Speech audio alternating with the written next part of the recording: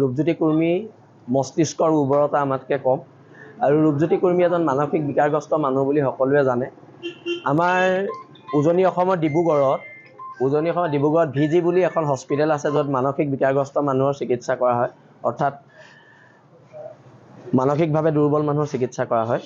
আমি বিজেপি চৰকাৰৰ বা বিজেপিৰ অসম ৰাজ্যিক নেতৃবৃন্দক অনুৰোধ কৰিছোঁ, ৰূপজ্যোতি কুৰ্মীক VGত ভৰাই দিয়ক আৰু ভালকৈ চিকিৎসা কৰক। আৰু VGক চিকিৎসা কৰোৱাৰ পিছত তেওঁ মানসিকভাৱে যেতিয়া সুস্থ বুলি ডক্টৰে যিখন চাৰ্টিফিকেট দিব, সেই চাৰ্টিফিকেটখন দিয়াৰ পিছতহে ৰূপজ্যোতি কুৰ্মীৰ দৰে পগলা মানুহৰ উত্তৰ আমি দিম।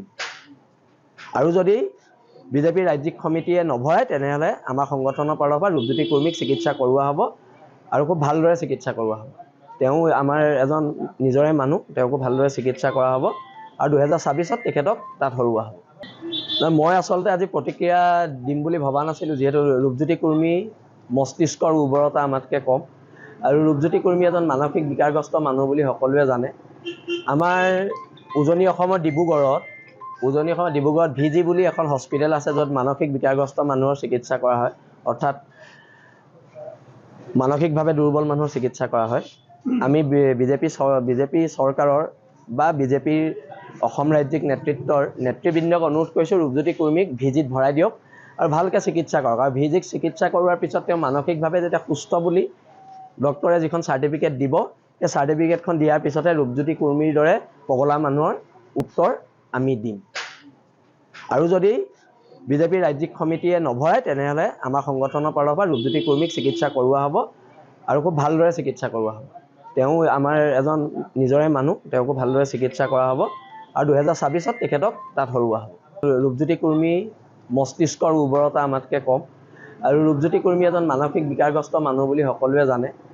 আমাৰ উজনি অসমৰ ডিব্ৰুগড়ত VG বুলি এখন হস্পিটেল আছে, য'ত মানসিক বিকাৰগ্ৰস্ত মানুহৰ চিকিৎসা কৰা হয়, অৰ্থাৎ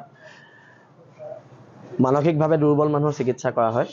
আমি বিজেপি চৰকাৰৰ বা বিজেপিৰ অসম ৰাজ্যিক নেতৃবৃন্দক অনুৰোধ কৰিছোঁ, ৰূপজ্যোতি কুৰ্মীক VGত ভৰাই দিয়ক আৰু ভালকৈ চিকিৎসা কৰক। আৰু VGক চিকিৎসা কৰোৱাৰ পিছত তেওঁ মানসিকভাৱে যেতিয়া সুস্থ বুলি ডক্টৰে যিখন চাৰ্টিফিকেট দিব, সেই চাৰ্টিফিকেটখন দিয়াৰ পিছতহে ৰূপজ্যোতি কুৰ্মীৰ দৰে পগলা মানুহৰ উত্তৰ আমি দিম।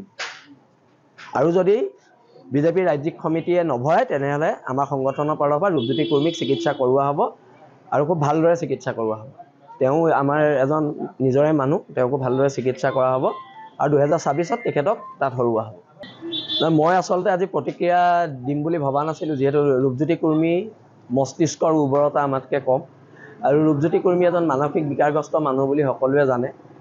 আমাৰ উজনি অসমৰ ডিব্ৰুগড়ত VG বুলি এখন হস্পিটেল আছে, য'ত মানসিক বিকাৰগ্ৰস্ত মানুহৰ চিকিৎসা কৰা হয়, অৰ্থাৎ